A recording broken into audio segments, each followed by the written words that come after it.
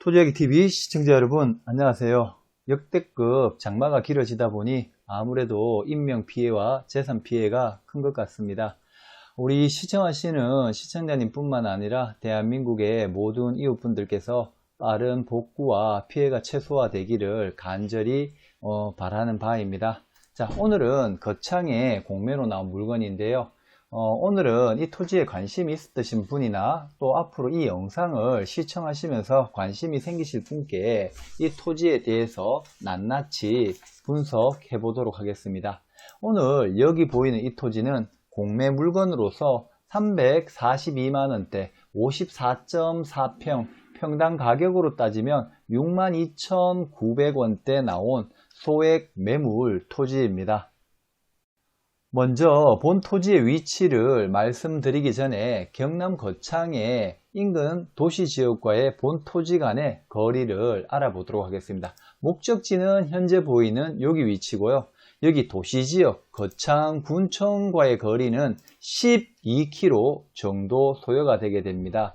좀 더 가까운 위성과 마을 사진을 보게 되면 인근 여러 가구 모여 사는 마을로부터 현황 도로를 따라 시멘트 포장된 현황 도로를 따라 300m 정도 떨어진 곳에 본 토지가 위치하고 있습니다. 위성으로 보니 군데군데 분묘가 좀 있다는 거 확인해 주시고요. 여기 근처 계시는 분이시라면 직접 임장을 가셔서 이 일대의 조망은 어떤지, 인근에 혐오시설은 뭐가 있는지 직접 한번 보시길 바라겠습니다. 본 토지는 한국자산관리공사의 압류재산으로 나온 공매 토지인데요.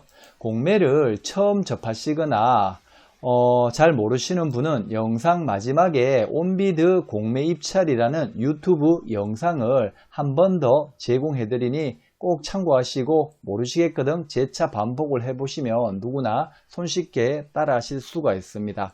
관리번호는 2020-0079-003번의 토지이고요. 감정가는 342만원인데 한번 유찰이 되어 307만 8천원, 308만원에 낙찰이 된다 그러면 54.4평을 나누게 되면 평당 56,600원 정도 하게 됩니다. 정확한 위치 소재지는 경남 거창군 가조면 장길이 125-1번지며 세부 용도 토지의 면적은 54.4평 180제곱미터며 세부 용도는 지목은 전으로 되어 있습니다.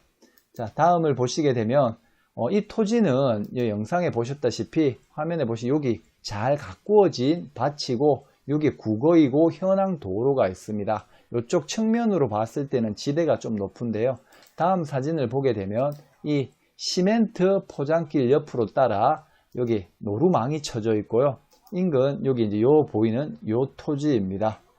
영상 그 로드뷰로 직접 보려고 했지만은 실제 여기까지 로드뷰는 들어오지는 않았지만 이렇게 시멘트 포장이 잘 닦여져 있다는 거 확인 한번 해주시면 좋으실 것 같습니다.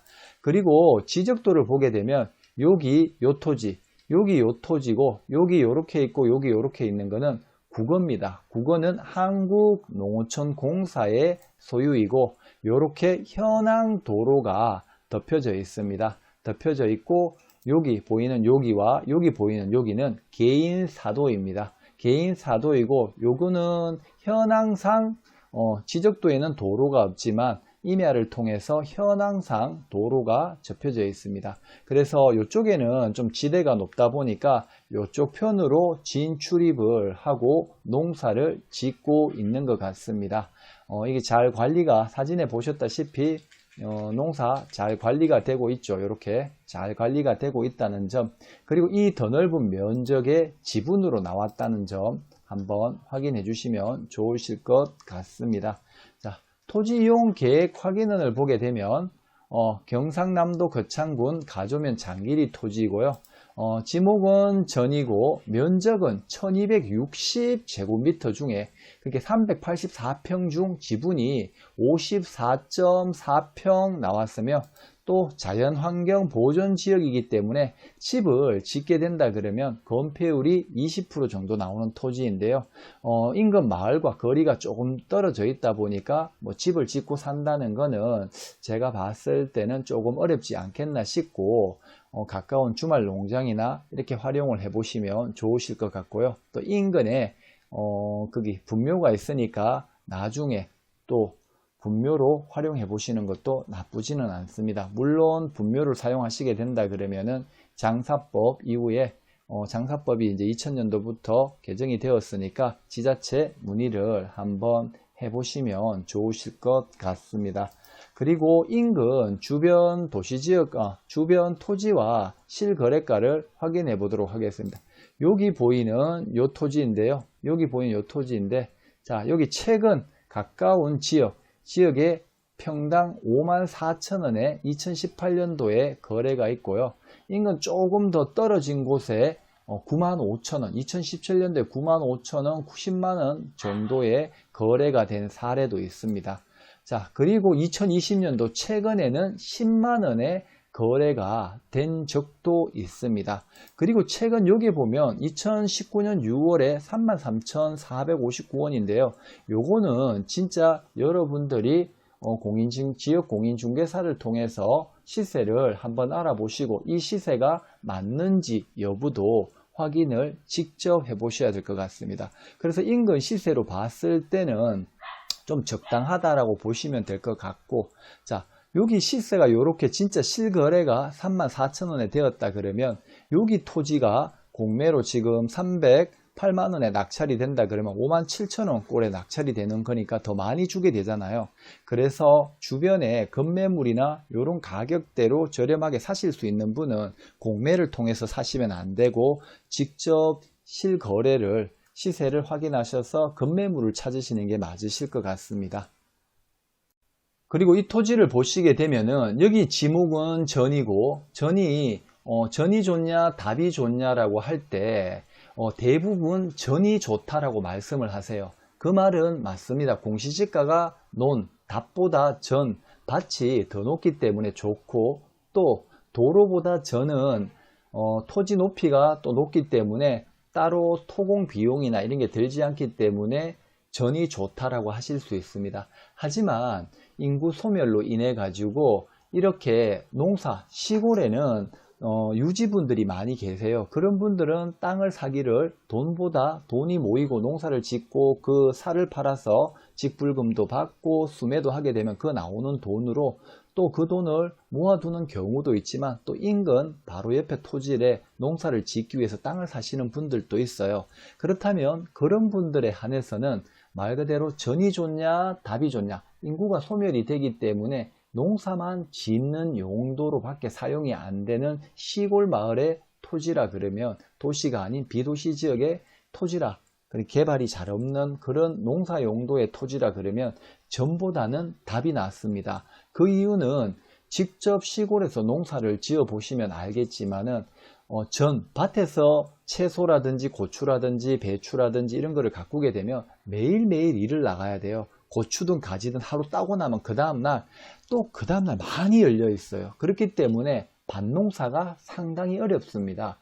논농사는 벼만 심어 놓으면은 가을에 추수하고 요렇게만 몇 번만 해주시면 되거든요. 제가 농촌에서 벼농사를 간혹 한 번씩 어머님을 도와 짓기 때문에 논농사가 아주 기계화가 되어 있기 때문에 편리하기 때문에 이런 시골에서는 전보다 답이 좋다. 그래서 여러분들도 농지 투자를 하실 때에는 이게 시골 지역이냐 개발 지역이냐에 따라 가지고 전이 좋냐 답이 좋냐라고 했을 때 그때 그 지역 상황에 맞는 토지가 좋다라는 것을 한번 말씀드리고 싶습니다. 자, 그리고 이 토지를 보게 되면 제가 지분으로 나왔다고 말씀을 드렸어요. 1260제곱미터 중에 180제곱미터 54평 정도가 나왔는데요. 오갑땡님과 오정땡님 48년생 51년생 형제 같죠. 7분의 6 7분의 1 가지고 있습니다. 2번 순위번호 2번이 원래 주 소유였고 추가로 나중에 7분의 1이 4번에 들어왔습니다.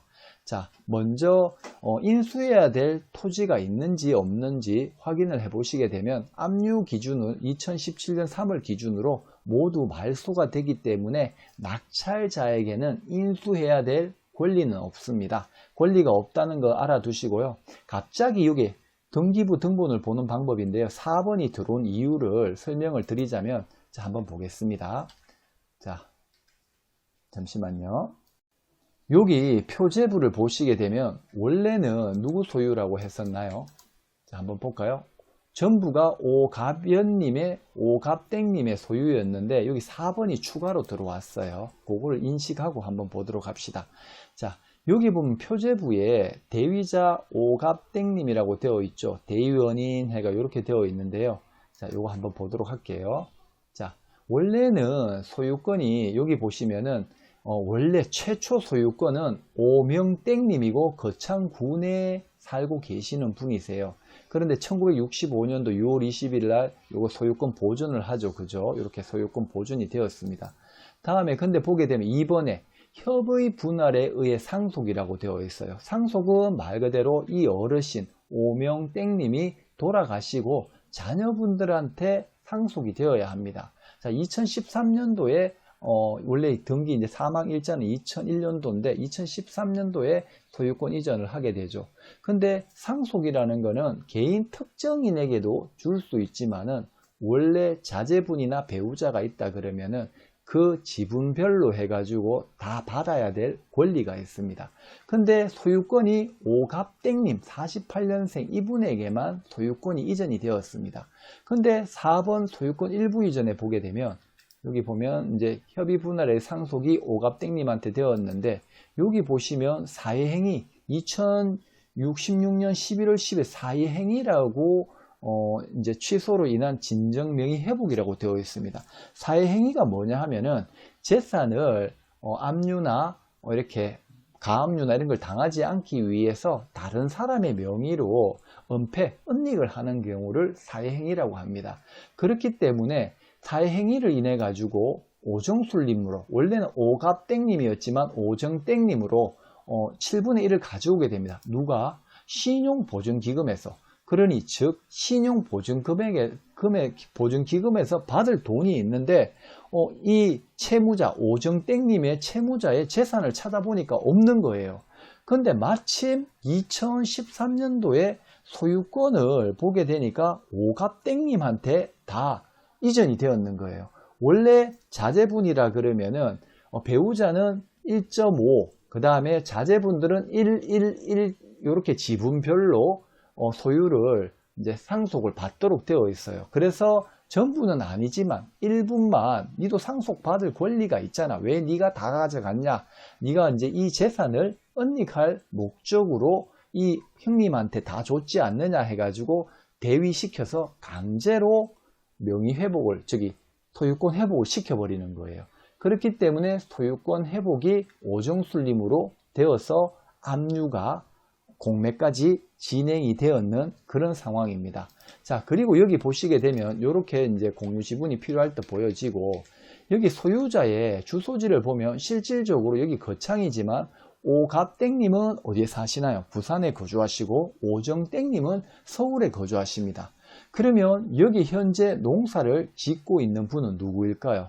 그죠? 이분들이 먼 거리에서 직접 농사를 짓기 위해서 오지는 않을 것 같고 인근 마을 주민에게 도지, 그러니까 임대를 놓고 일정 1년에 뭐 이 수확량의 조금의 땅 관리해줘 라고 하면서 조금의 수확량을 받고 인근 마을 분들한테 임대를 놓은 듯 보여집니다.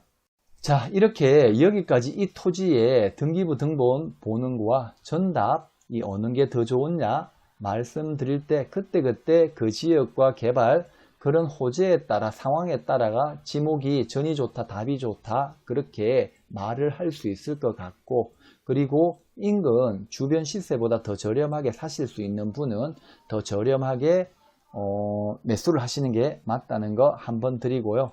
여러분들은 이 공매 입찰, 왜냐 공유물 분할 소송도 해야 되고 공유자하고 협상도 해야 되는 그러한 점이 있으니까 아무래도 이런 지분들은 좀 유찰이 되는 게 사실은 맞습니다. 하지만 여러분들이 주변 시세를 잘 확인하셔서 나는 이 가격대에도 적절하게 협상 잘하고 잘할 수 있어 하시는 분들은 한번 도전해 보시길 바라고요. 이 금액대도 비싸 하시는 분은 그냥 다음 걸로 패스를 하시길 바라겠습니다.